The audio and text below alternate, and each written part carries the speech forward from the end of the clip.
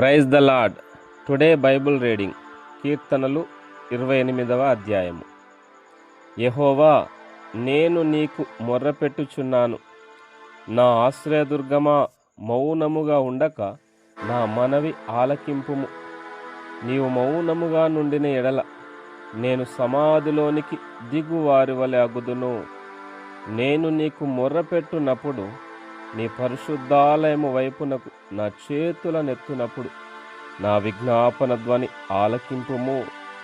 భక్తిహీనులను, పాపము చేయువారిని నీవు లాగివేయునట్లు నన్ను లాగివేయకుము. వారు దుష్టాలోచన హృదయములో నుంచుకొని తమ పొరుగువారితో సమాధానముగా మాట్లాడుదురు.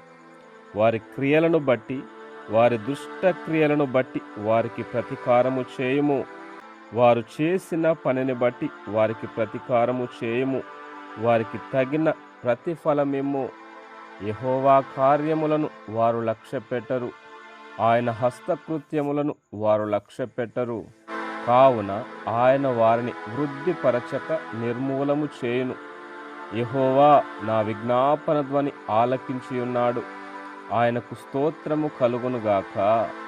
యెహోవా నా ఆశ్రయము, నా కేడెము, నా హృదయము ఆయన యందు నమ్మిక ఉంచెను గనుక నాకు సహాయము కలిగెను.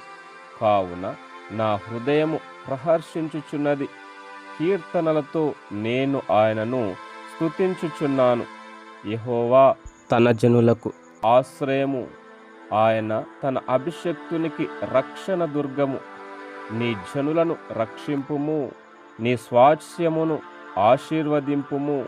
వారికి కాపరివై నిత్యము వారిని ఉద్ధరింపుము. ఆమేన్. God bless you.